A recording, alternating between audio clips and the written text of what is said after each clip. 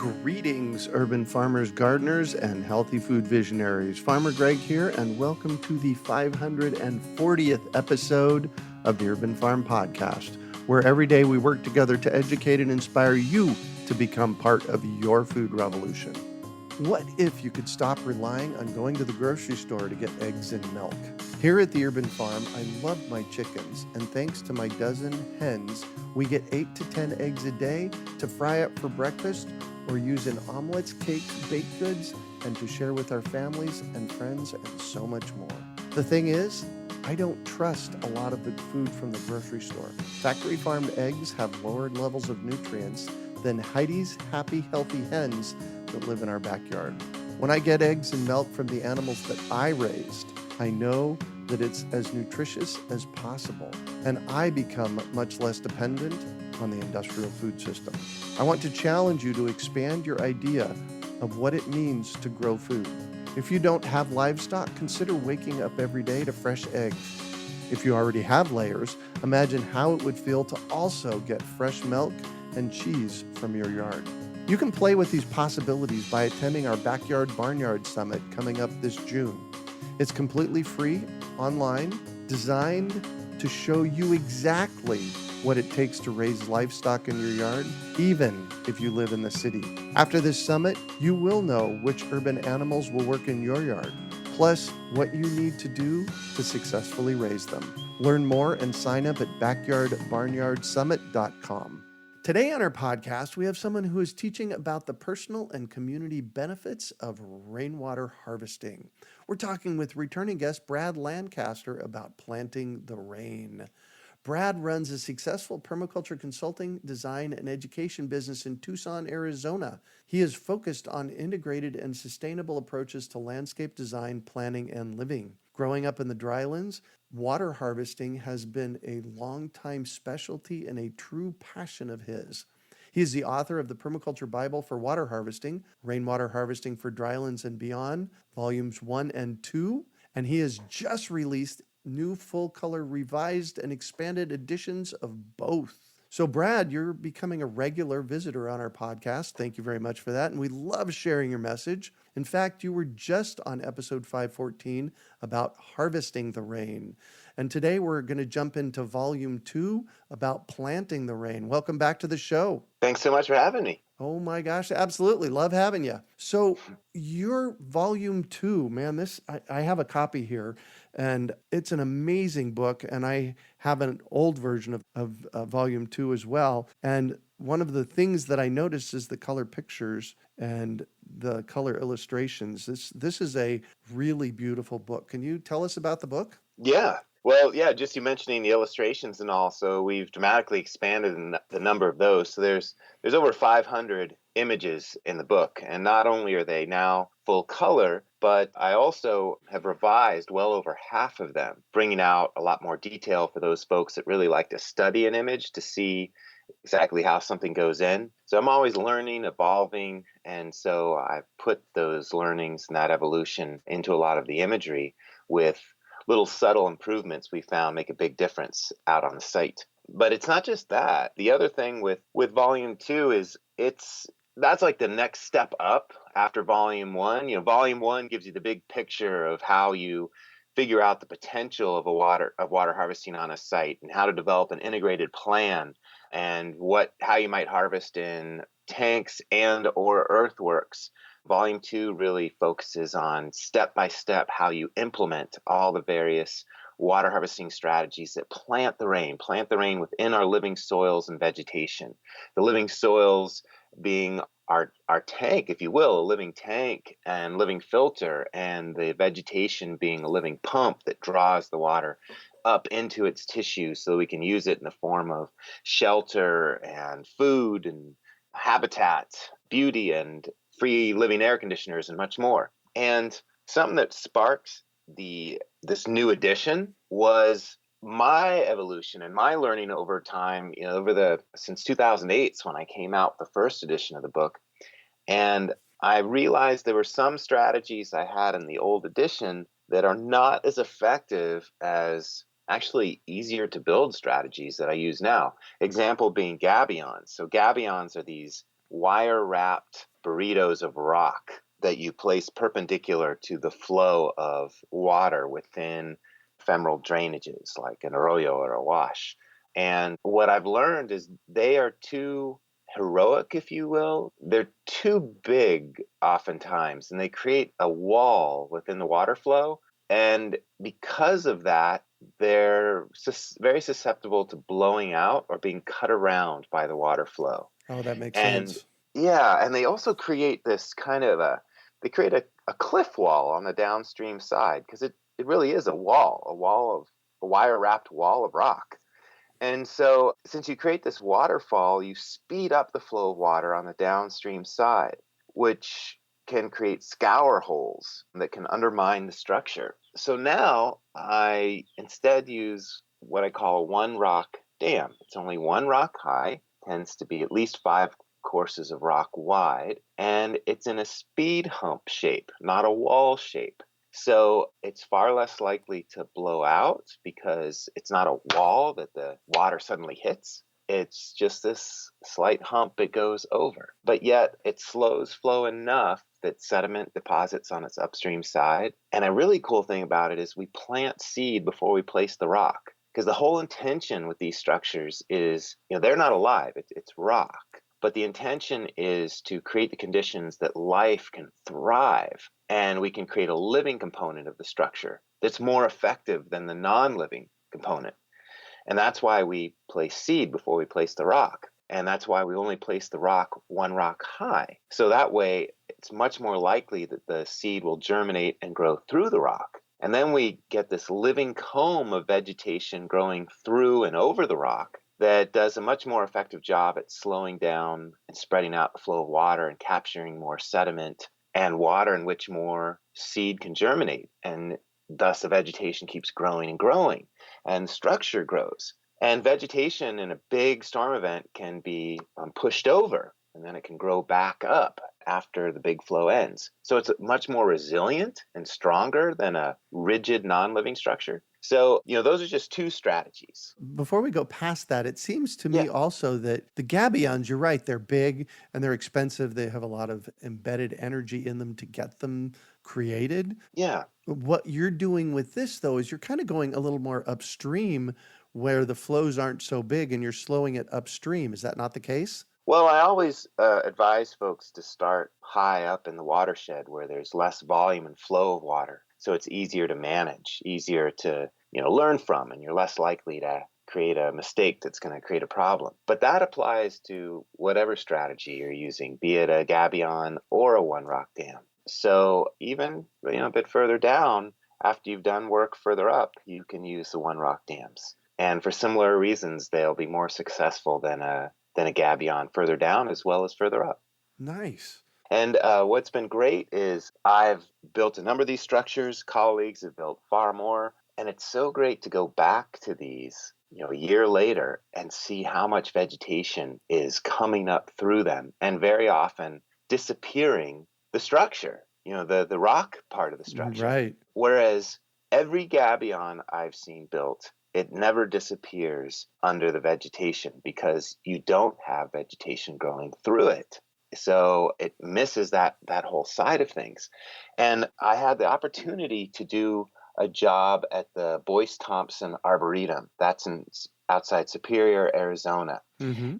And they had got a contract to bring in a huge plant collection from Phoenix and install it in part of the Arboretum grounds. But with all the equipment that was used to put in the plants and dig the holes, they actually ended up denuding some of the slopes, and they were really stark and bare. And they knew there was going to be a lot of bad erosion if something wasn't done. So they called me in, and I used one rock dams in the drainages and very similar one rock high structures in the broad landscape before the landscape drains into those drainages. Mm-hmm. Things called sheet flow spreaders and so on. And we're just using rock that was on hand, seeded before we placed the rock. And what's awesome, went back a year later, and almost all of them were invisible. And there was no irrigation. This vegetation just grew from natural rainfall. But so much water had been infiltrated by these structures that slow down and spread out that flow that it was awesome. Some people might be a little bummed that they can't see their structure, and I can't see my work. But for me, I was overjoyed because I don't want to see my structures. I want to see life erupting from the nudging of those structures. And that's exactly what I saw. I mean, it far exceeded my expectations. Oh, nice. Yeah, you want to see the results. Yeah. And I don't know if I'll get it done in time for when this is released, but if I do, I'll send you guys the link of the before and after photos of that job. Oh, that'd be cool. Yeah. And we put them on the show notes page. I've known you for 20 years or maybe Yeah, even more probably. or longer, and maybe even 30 years. Wow. And I remember you teaching us one time, I was in one of your classes along the way, and you talked about how our modern day, how roads are becoming our modern day rivers. And that's one of the things that you've really spoken to is how do we step back from that and use these earthworks to do the implementation of getting the water in the ground. Can you say more about that? Yeah, well, so much of our modern infrastructure is all about draining water out of the system rather than infiltrating and reinvesting it. So we tend to create a topography in our home, business, and school landscapes that rapidly drains water away from buildings, away from the landscape, and into the streets. And then the streets act as our storm drains. And in some municipalities, you have storm drains underneath the streets that pull water off the street. But very oftentimes in sections of Tucson and Phoenix, we have good long stretches of the roads where the road itself is the drainage. Yeah. And so if that's the case, well, let's try and flip things around. So I try and capture as much water as possible on a site before it gets to the street. And then if it does get to the street, I try and divert it off the street into street side plantings, and to great effect. Because we can triple our available rainfall anywhere in the world. We can do more than that. We increase it 10 times. Anytime we have a planting space next to a hardscape of a street or a roof or what have you that's draining water, because we can get the rain falling directly on the landscape and the rain falling on that adjacent hardscape that then can drain to and be directed to that same landscape. So if the hardscape is the same area as the landscape, you double your rainfall because you've got the rain falling on the landscape and the rain falling on the hardscape. If the hardscape is more than this, let's say it's twice the size of your landscaped area, well, now you're going to at least triple or quadruple your available rainfall. And our built environment is so overpaved that we have a huge abundance of water running off these hardscapes. And I think we should make it a priority to shade all these heat island creating hardscapes with living shade that is irrigated solely by the runoff from that hardscape surface. And my books show you many ways on how to do that. So there's actually a parking lot out in Tempe where Changing Hands is at. That's one of our local bookstores. Mm-hmm. And one of the things that they did is they've planted some trees out in the middle of the parking lot, mm-hmm. but rather than putting concrete basins around them so the water can't get in, the water goes right in and the trees are thriving. Yeah. And I'm sure not just the trees, but the customers. Right. So you're already cooled off before you enter the air-conditioned building because you've got that living shade, that living air conditioner, the vegetation. And all this ties into a bigger picture thing. So the water is a lubricant of exchange. So if we want plants to be able to uptake the nutrients in the soil or uptake nutrients of compost that we apply or whatnot, it's not going to happen if there's not adequate moisture in the soil, because it's that water, it's that moisture that enables the exchange of nutrients from soil to roots and other life. And a big thing I'm pushing for in this book is how can we enhance what I and others call the soil carbon sponge. So the life within the soil, which is very often invisible to us. And we can see the effects in terms of plant health. But this is key in mitigating global climate change as we also, at the same time, mitigate local climate change via, the heat island effect of too much hardscape exposed to the sun. So what the what a number of microbiologists and climatologists, such as Walter Jenne, are now advocating and pushing is they say, hey, look, as we're looking at global climate change, we should be looking at what enables the planet to thermoregulate itself naturally. And they say, well, about over 90% of the planet's natural thermoregulation happens due to the hydrologic cycle. So as opposed to just looking at the carbon cycle, the soil carbon sponge, the whole idea there is how can we get more moisture into the soil to linger longer into the dry spells and cycle the water more times. So let me give an example of good and bad. So bad would be bare earth or paved earth, and the ultraviolet light of the sun comes in, heats up that bare surface, and much of that heat is bounced back up into the air, and then it hits a pollutant haze, and then it's bounced back, and we kind of get this accordion, like back and forth of the heat. It's never being released. It's never being released back into the atmosphere because the pollution is keeping it in like a blanket, insulating blanket above us. Whereas if we have cleaner air, less dust, less exhaust, more of that heat can escape back to the atmosphere. But even if we don't have the cleanest of air, we can mitigate that with water harvesting earthworks or basins that capture more moisture and enable more growth of vegetation. And when the light coming from the sun, and the ultraviolet energy coming from the sun, when it hits a sponge-like surface of vegetation, as opposed to bare earth or paved earth, it's immediately cooled down. Right. It kind of disperses itself a little bit. Yeah. And then it's not just cooled from the shade and the surfaces of the vegetation. It's also further cooled because the plants are evapotranspiring, or sweating, if you will, sweating moisture. And we also have more moisture in the soil from which moisture can evaporate. And when we have evapotranspiration and evaporation, we're turning a liquid water into a vapor. And that takes a tremendous amount of energy for that transformation to occur. So that incoming heat energy from the sun is also cooled, in that energy is used to turn that moisture in the plants and the soil into a vapor, from a liquid to a vapor. So by consuming that heat energy, that dramatically reduces heat further still. And then as that moisture evaporates and it's carried far up into the atmosphere, thanks to beneficial stomata or beneficial bacteria in the stomata of the vegetation, that bacteria is like the ideal cloud seed. And it too is carried up into the upper layers of the atmosphere, around which that evaporated moisture can condense and form clouds and raindrops. Okay. So if we don't have this vegetative cover, we're going to have far less of these cloud seeds, and we're going to have less rain. So, it's this wonderful self-reinforcing cycles when we get this life intact.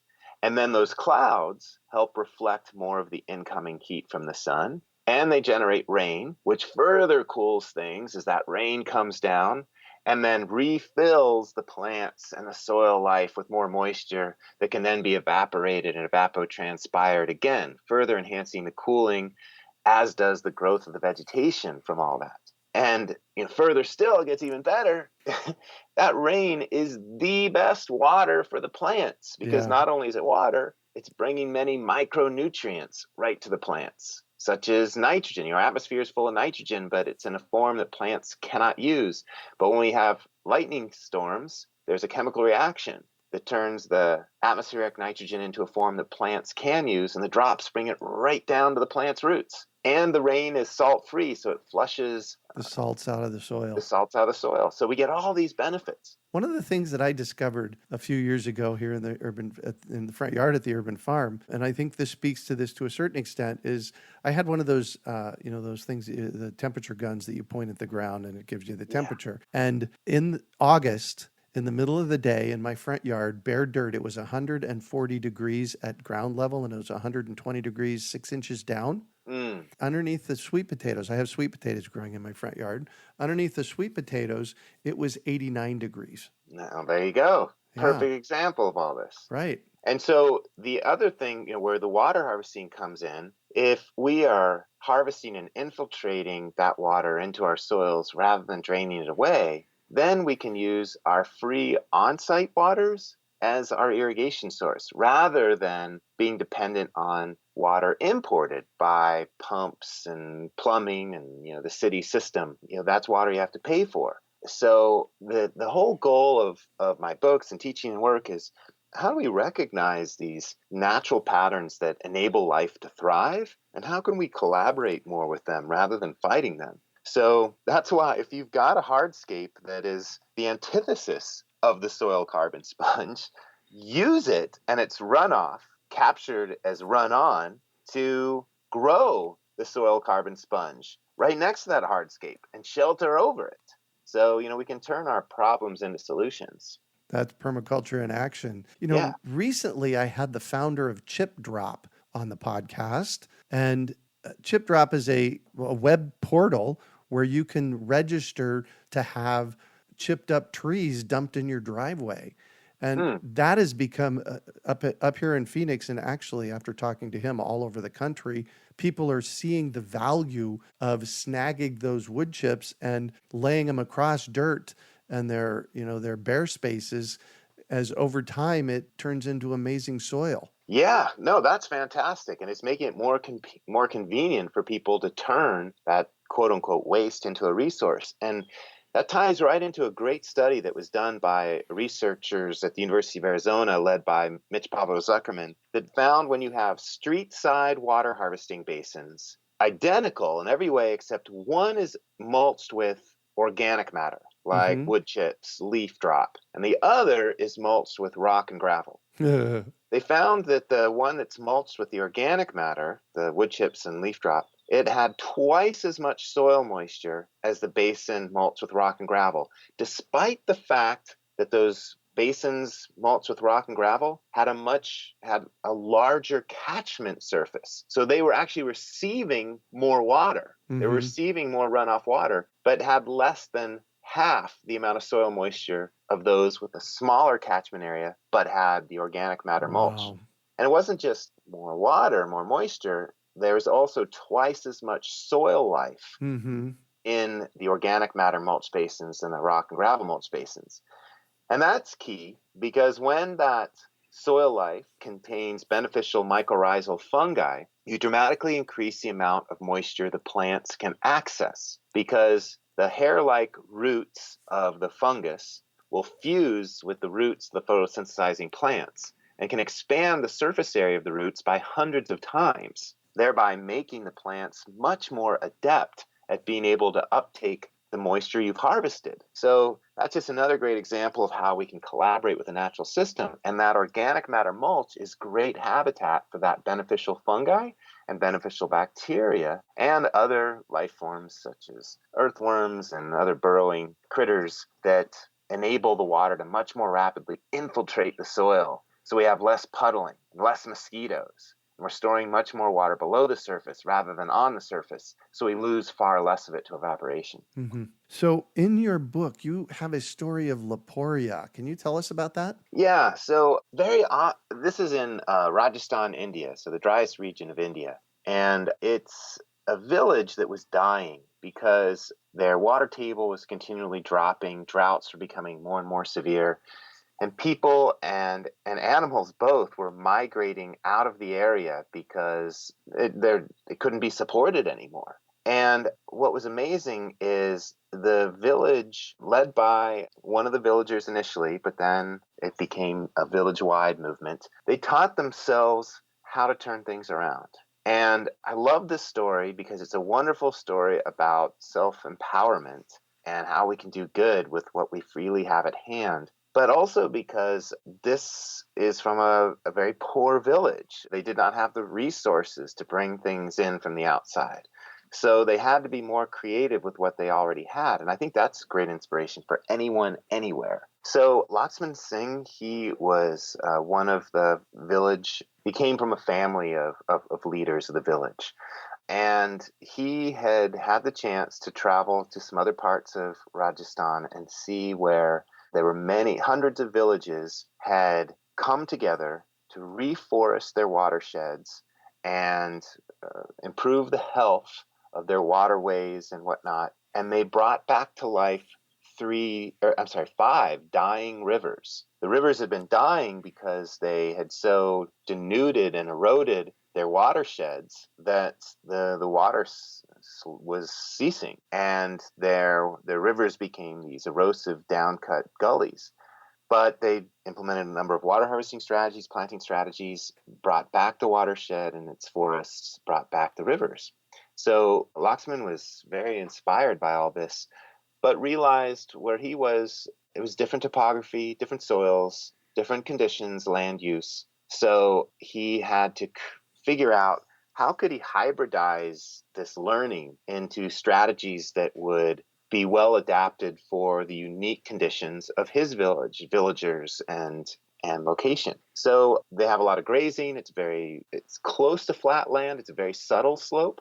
So they ended up creating these huge boomerang berm type structures, or chocas, they call them, that would allow the runoff water to back up behind these earthen berms and cover huge swaths of the pasture and infiltrate the water. And it worked great, but he didn't get anyone behind him on this idea initially, because people are like, we're too busy. We don't understand what you're talking about. So where he started was they had these two big earthen reservoirs that would capture runoff from the surrounding areas, that would give them surface water and would feed their groundwater so they could access that water in the dry times from hand-dug wells and whatnot. But these had filled up with sediment over the years, and people, they gave up their power. They said, oh, well, I guess God means for these to be filled up, or the government, maybe they will come and fix it. Instead of addressing the issue themselves, and which was largely created by themselves because they were overgrazing the watershed above it. So more sediment was coming in and filling in these structures. So Laxman Singh, he said, come on, we have to do this ourselves. And people wouldn't do it. So he just started doing it. So one day he just started digging out the sediment, carrying it out on his own. People were like, he's crazy. And then a couple kids joined him that were in the youth group he had created. It's like an ecological scouting program. And then more kids joined. And then some more adults joined. And soon, after time, the whole village was doing it because people kept saying, wow, they're actually getting stuff done. And they would chip in. So at the end, the village took the sediment out of the reservoirs, resurrected the reservoirs, lifted the groundwater table. And now they were empowered. They saw that they could turn things around. So that's when Laxman brought the idea of the chocas to the village. He said, look, we can do this in our common pastures. People took it up. But they all realized, the structure alone won't do it. We also have to better manage our land. So they had many meetings, and they came to decisions like, well, we can't denude or cut down forests in our watershed. So they made it a rule that you're not allowed to cut down any native tree. And if you were found cutting one down, you had to plant many more. And they created a rule that every family had to plant 10 to 20 trees per year. They quickly filled up the area around their home, and then they started planting more trees in the common land. So they started to bring back more of the soil carbon sponge, and they're also capturing more of that water. So there's more of that lubricant of exchange going on, and things just kept getting better and better. And then they created these annual celebrations to showcase, spotlight the people that were kind of going above and beyond and inspiring more, doing more work than others. Give them some good, And so they created an award for these people, and they gave them public recognition. Wow. And then this started to change the culture because there started to be this social incentive to do more of this. And then they turned it into a bigger celebration where they would start to do these parades where they would go to neighboring villages to talk about, sing about what they were doing, and conduct workshops and invite people back to their village to show them. And this thing has spread to hundreds of villages since. And what's amazing to go, before you get to the area where these people are practicing this stuff, it's a very stark landscape, just bare earth, extremely hot, dry. But then you get into this area where people are taking this on. And it's lush and it's beautiful, and people and animals are no longer migrating out. Now they're migrating in. Yeah, that could be a problem if it was just people migrating in and then just kind of taking advantage of the bounty. But if you move into this area, you have to participate in the Nice. actions that lift the carrying capacity and the ecology of this site. Because that is the culture of this place. That is the expectation. That is how their laws work. That is how their social norms and whatnot now are. And they're evolving. So it was just incredibly inspiring for me to see that. I realized, wow, that can happen everywhere. But everywhere you adapt it to the unique conditions, challenges, and opportunities of that site. Mm-hmm. Wow. Yeah, there's a theme here, and it goes back to your soil carbon sponge. It sounds to me like, and I tell this to people all the time from a gardening perspective, really the fix for broken soil is adding lots and lots of organic matter. That's a big part of it, but you have to have the water as well. Mm-hmm. Because if you don't have the water, you won't have that lubricant of exchange, which is what the water is. So you're not going to get the breakdown of that organic matter into accessible nutrients for the soil anywhere near as efficiently as you would if you had that moisture. Okay, so that is key. And as opposed to being dependent on imported lower quality water, let's make the most of our free, higher quality on-site water. And that's why I push this idea that you've got to plant the rain before you plant any plant. So you create the topography that will hold on to and infiltrate that water, that rainwater, that runoff turned run on before you plant the plant, which is a 180-degree shift from how we typically do things. We typically put in a plant and then we bring in plastic pipe to bring in water from elsewhere. Right. And so I think it's essential that from the get-go, we create the foundation that'll allow us to use those free waters as the water source. And if you're going to plant a higher water use plant like an exotic fruit tree, as opposed to a hardier native tree, well, then you got to plant the rain. And after doing that, you got to plant your household gray water. Yes. And so you've got two water sources, the gray water being a perennial water source as long as you're home and sending water down your household drains, that drain water becoming the gray water. So your more water needy plant will get rain and gray water, both free water sources. Nice. But if you don't have that earthwork, if you haven't planted the rain with those basin-like shapes, you won't be able to hold on to your gray water either. So your book number 2 is really all about how to hold on to the water. And it's, oh my gosh, I'm 428 pages of how to do that, along with illustrations and pictures. And this is absolutely an amazing book. Oh, well, thanks. And folks don't have to be intimidated by the page number, because I've written it so each chapter covers different strategies, and you just go to the strategy you're interested in.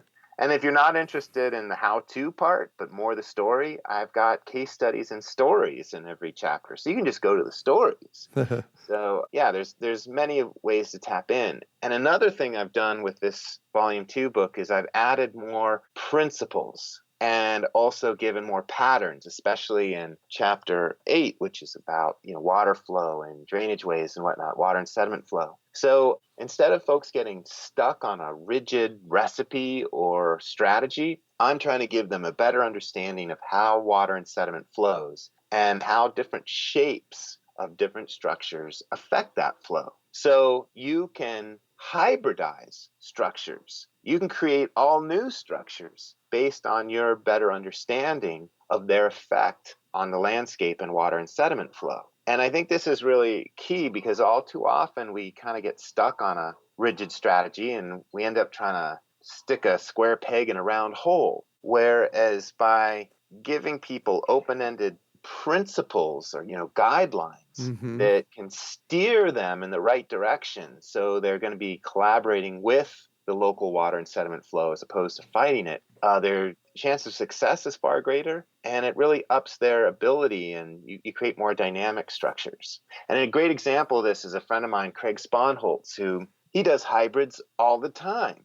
For example, he did a job where they had a drain that was draining water off a road down a steep slope. And very often what people will just do is armor the Yes. drainage with rock. Yep. And that's it.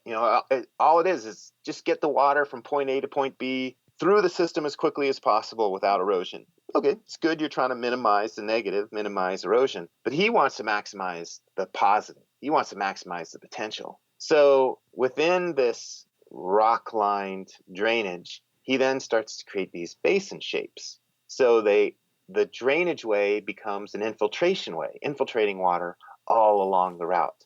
And then he spills the water out of each basin into a spreading alluvial fan shape. So instead of a narrow, concentrated drainage, he has a spread out, shallow sheet flow. And so as a result, what would have been a barren drainage way is now a jungle-like infiltration way. Nice. And it's not just the rock that is stabilizing this whole thing, but much more so, it's all the vegetation. So he's growing resources. He's not just minimizing the loss of resources. He's growing more resources, just using what's freely at hand. So I give many examples of Craig's hybrids to inspire others to do likewise. Nice. Well, and if I might quote a famous guy that talks about rainwater harvesting, and I'm paraphrasing here, slow it, spread it, sink it. Does that sound about That's right.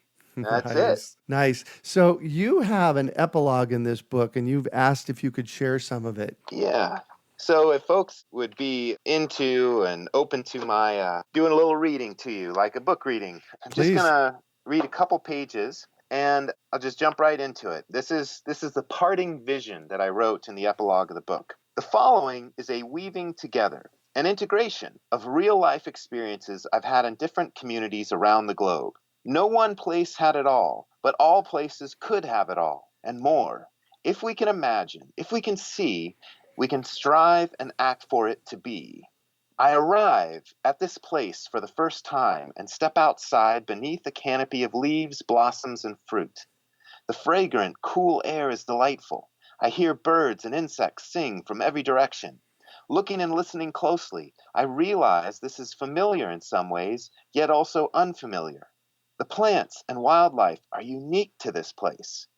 There are natives and cultivars that have co-evolved over millennia to meet the distinctive challenges and opportunities of this climate, soil, and people. They spark my curiosity. I stroll the path that slopes toward planting basins on either side, basins full of foliage and underlying sponges of rich organic matter. I smile, realizing people here intentionally plant the rain, along with the runoff from the path. The sound of flowing water and laughter pulls me in another direction, where I see a giggling mother and child playfully quenching their thirst from a drinking fountain. I also drink the water. It's sweet. Could it be? A sign tells me it is so, with an illustration of how the building's roof runoff is captured in the nearby cistern, filtered, then directed to the drinking fountain via gravity. It invites me to look at how the overflow from the fountain's drain and the tank is directed to the sheltering, fruiting landscape, irrigated solely with free on-site waters. Nothing is extracted or pumped from elsewhere or taken from others. And I get to eat some of the fruit. Delicious! I love this place. My excitement grows as I cycle around the community alongside people of all ages and shapes, who are cycling, walking, wheeling, running, and skateboarding, everyone enjoying continuous shade, watered solely by street and path runoff. Here the streetscapes are like verdant parkscapes. You'd never know it was 100 degrees Fahrenheit in the full sun. What a beautiful day in a beautiful place. Every building is surrounded by its own unique oases of different colors, shapes, and plant densities, each showcasing the distinct vegetative and aesthetic passions of its occupants. And each landscape is sustained solely by free on-site waters that were once thrown away, but are now reused today and every day. Everywhere I look, the built environment immediately shows me that people here understand the value of their limited water supply and how they strive to make the most of it by actively participating in and modeling their built environment after our planet's dynamic hydrologic cycle. Aided by living systems, they capture, reuse, and recycle fresh water again and again, improving its quality and quantity for all.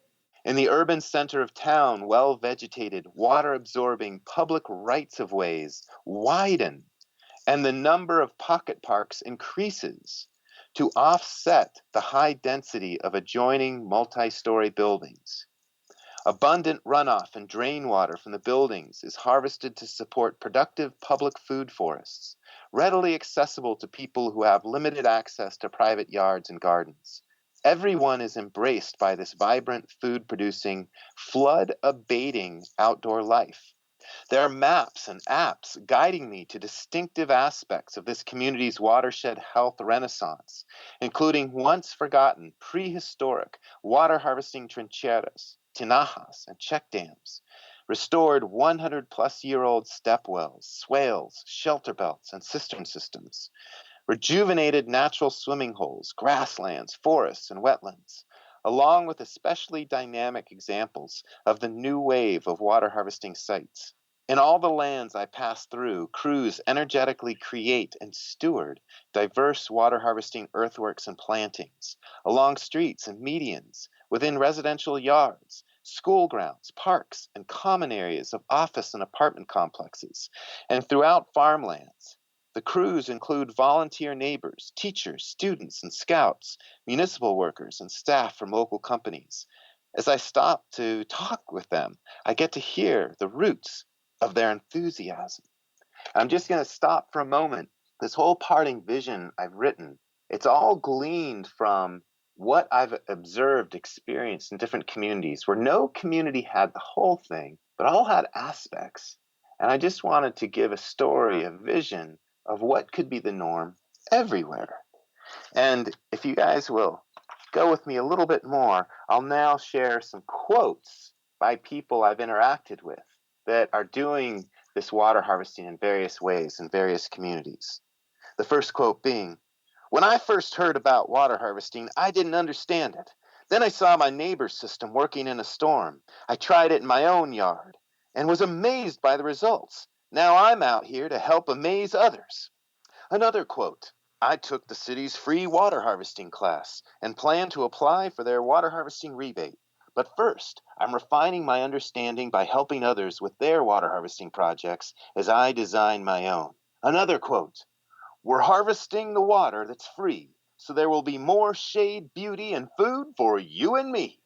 Another quote, "This is a 180-degree shift from how my company used to do things. We used to drain the rain, then install tons of plastic pipe to water plants with costly city water. But then my clients started asking for something different. They wanted me to plant the rain. So I took classes, read books, and got myself and my crews certified in water harvesting. And we get recertified each year to keep up with new techniques and practices. Now water harvesting, not water draining, nor water importing, is the foundation of all our landscaping. Our landscapes are healthier, our clients are happier, and we can't keep up with demand." And there's many more such quotes. And after all this, a number of these quotes, I go back to the parting vision that says, "Playtime! I park my bike by the river to join kids jumping into cool, clear water. While swimming underwater, I find myself surrounded by frogs, salamanders, and fish, some bigger than my thigh. I even spot a family of beaver. I'm living within a nature documentary. I surface refreshed to see diverse families picnicking, fishing, napping, and frolicking on the banks. On shore again, I stroll by a photographic mural of the river's history, illustrating just how dead, depleted, and polluted this river was until watershed-wide efforts, including those I walked and cycled by today, revived it. Former disastrous riverside flooding has been abated by removing constrictive buildings and pavement to reconnect the river and its tributaries to their broad floodplains.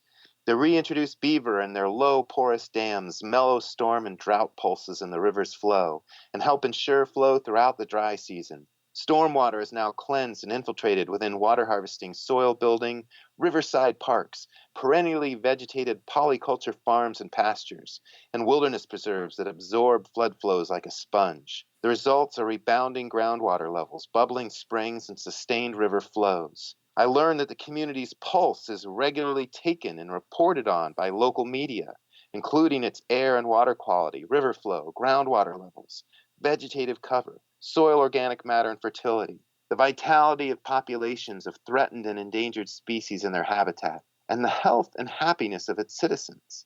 The beneficial actions and innovations of individuals, neighborhoods, organizations, schools, government departments, farms, ranches, businesses, and industries are regularly spotlighted to show how they help improve the community's watershed's health and how others can do the same or better.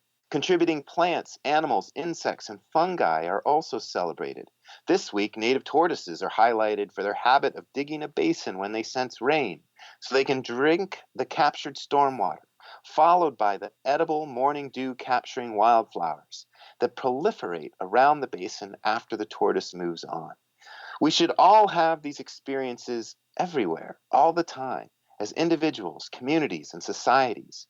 We should be surrounded by what we love, value, care for, and are inspired by, not by what we hate, fear, and are hurt by. To begin, we all know that clean, accessible water is essential to life and health. So let's enhance our water supply through individual and collaborative action everywhere, all the time. Then our actions will grow until we are indeed surrounded by what we love, value, care for, and what truly sustains us. Every aspect of the world we design and build should filter, diversify, and share the rain, along with all other water supplies, so that water quality, quantity, availability, and accessibility steadily improve for everyone. We can make this ever cleaner water available for an ever greater array of uses, lives, and interactions. As you've seen in this book, there are myriad ways to do this simply by collaborating with our local ecosystem rather than relying on purchased products. The choices we make about how we build, feed, transport, produce, power, educate, and recreate should clean and enliven water, along with the air above and the earth below. Because together, these are our sources of rain, surface water, groundwater, food, wildlife, and a life-sustaining climate. So start here, start now, plant the rain, and grow abundance. Wow. Thank you very much for sharing that with us, and thank you very much for being on the show today. Yeah, well, thank you. So how can our listeners find your books? Yeah, so the best way is if you buy them direct from me via my website, harvestingrainwater.com. Because the great thing about that is I offer the books at deep discount and no middle person takes a cut. Therefore, I'm able to reinvest more resources back into the creation of more books, videos, and so forth to help teach and share these ways that enhance more life. And if folks want a digital version, I also have an ebook version of Volume 1. So if you're abroad and want to avoid expensive shipping costs, you can get the ebook. And I love having the ebook. I have both versions, the print and ebook, because the ebook's on my phone. So at any point, I can pull it up and I can show clients or students or policymakers the images from the book and to further more clearly communicate what's possible and how something needs to be done. And I'm working on a Spanish edition of Volume 1 this year. Hope to have it out by the end of October. Nice. So be on the lookout for that. And information on all this, again, can be found on my website, along with many other free resources, harvestingrainwater.com. Awesome. And of course, you can also request any library to carry these books, school libraries included. And the books are all available from any local bookseller. Excellent. Thank you, thank you, thank you. You can also find show notes from today's podcast at urbanfarm.org/plant rain. Hey, if you've enjoyed this podcast and are interested in listening to my first podcast series, Freshly Green from 2007, you can subscribe to support the Urban Farm Podcast. With that, you will have access to Freshly Green and so much more bonus content. Visit urbanfarmpodcast.org to find out more and to pledge your support. We hope you enjoyed today's episode of the Urban Farm Podcast. Remember to listen for tips, advice, and resources to help you on your journey with urban farming. You can find us on the web at urbanfarm.org or send us an email to podcast@urbanfarm.org. In the words of Vincent van Gogh, great things are done by a series of small things brought together. Be encouraged that with each lesson learned and skill developed, you are one step closer in the direction of your dreams.